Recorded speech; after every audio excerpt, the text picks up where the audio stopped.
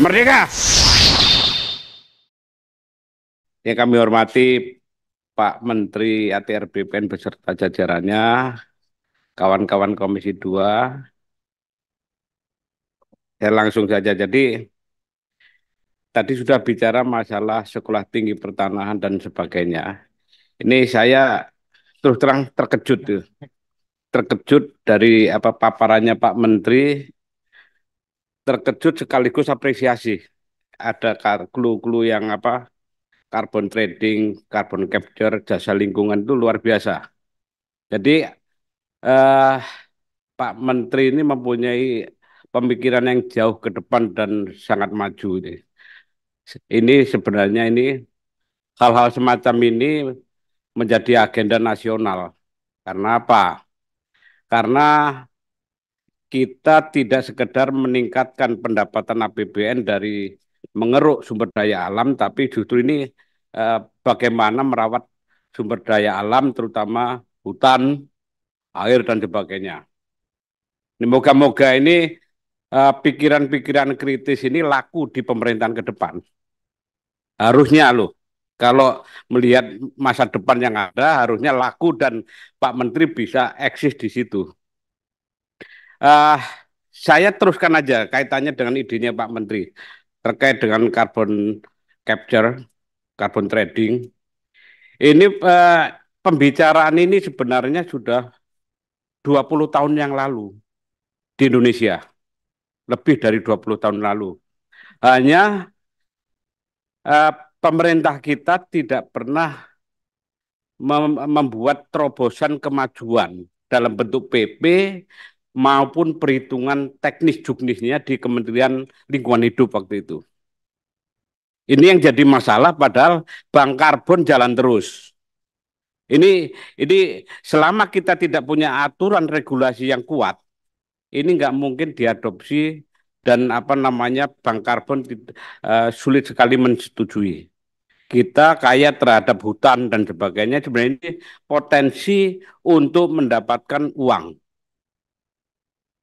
Ini bisa juga untuk menambal utang, debt nature, uh, apa namanya, istilahnya debt for nature swap kan gitu. Nggak pernah dilakukan, hanya ngeruk batu bara rusak dan sebagainya. Di akhirnya Kalimantan jadi apa namanya lobang-lobang termasuk Bangka Belitung dan sebagainya. Ini pemikiran yang futuristik. Nah, ini tolong Pak Menteri di sisa waktu yang ada bicara dengan kementerian yang lain. Dorong ini KLHK untuk membuat terobosan ini perhitungannya selesaikan. Saya mengikuti karena saya juga apa concern terhadap lingkungan hidup. Ini yang pertama. Yang kedua, kaitannya dengan PTSL. Saya sudah 2 periode ini mengikuti di Komisi 2 terus. Ini ada beberapa hal yang sampai sekarang nggak selesai. Filosofi dari PTSL ini kan untuk membantu masyarakat untuk menambah modal bagi yang itu kan masyarakat kecil ini kan untuk ini bisa sebagai agunan atau kolateral di bank pemerintah. Ini yang terakhir ini tidak pernah terjadi karena apa? Karena banyak sekali program PTSL sertifikat keluar oke 100%. Tapi ini kan yang BPHTB kan banyak yang dicap terhutang. Ini yang terhutang. Ada yang sekarang memang dibebaskan oleh pemerintah daerah. Tapi banyak sekali yang terhutang. Terus dia pinjem daripada ke rentenir, pinjem ke bank Himbara, bank pemerintah. Apa yang terjadi? Bank pemerintah menyatakan dia harus melunasi BPHTB yang terhutang. Pinjam 30 juta, biasanya BPHTB sampai ada yang 15 sampai 20 juta. Ini kesalahannya siapa? Bukan kesalahan BPN. Tapi paling tidak BPN bisa ikut membantu apa meluruskan filosofis dari PTSL yang ada. Ini karena pemerintah daerah kerjasama dengan himbara yang ada, dia ingin mendapatkan pendapatan yang tadi BPHTB masuk ke pemerintah daerah. Korban lagi yang kena apa? Bukan pemerintah daerah, Pak. Yang kena itu adalah BPN. Ternyata BPN PTSL ngapusi umpamanya. Berbohong dan sebagainya nggak bisa. Yang kena BPN di depan. Padahal ini tarian-tarian aturan ini regulasinya itu di pemerintah daerah. Ini yang harus diperjelas supaya nama baik BPN juga jelas. Ini juga seharusnya pemerintah daerah kan bisa membebaskan. Uang ini nggak memindah tangan, memindahkan asetnya kok pinjam saja kok. Itu PTSL. Yang kedua, kaitannya dengan tadi paparan IKN ada 12 paket sudah selesai, yang 9 paket belum.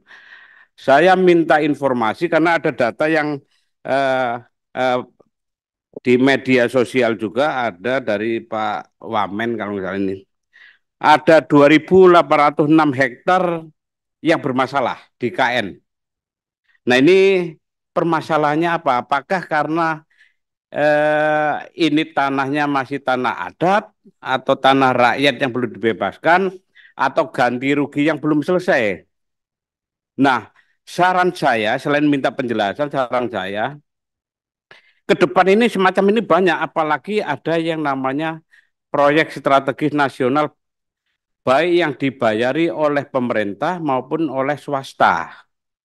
Saya minta supaya semuanya tidak bermasalah dan yang sebenarnya bukan kesalahan BPN ini diluruskan. Dengan cara apa? Cobalah yang namanya PSN termasuk IKN juga ini sebelum dilakukan pembebasan dan sebagainya, mintalah yang namanya kalau apa namanya kalau kalau di kajian itu namanya ANDAS, analisis dampak sosial. Ini supaya jelas, ganti ruginya juga jelas.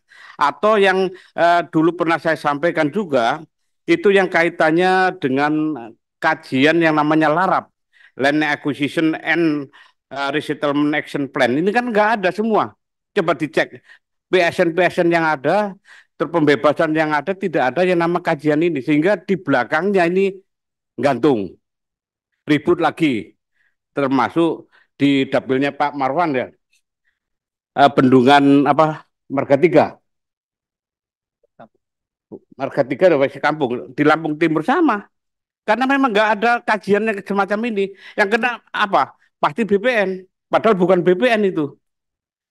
Itu jadi hal-hal yang demikian, Pak Menteri ini kan harus menjadi apa namanya perhatian dan mungkin perlu komunikasi lebih intensif terhadap masalah-masalah yang banyak permasalahan sebenarnya bukan wilayah BPN tapi yang kena BPN karena terkait dengan masalah tanah.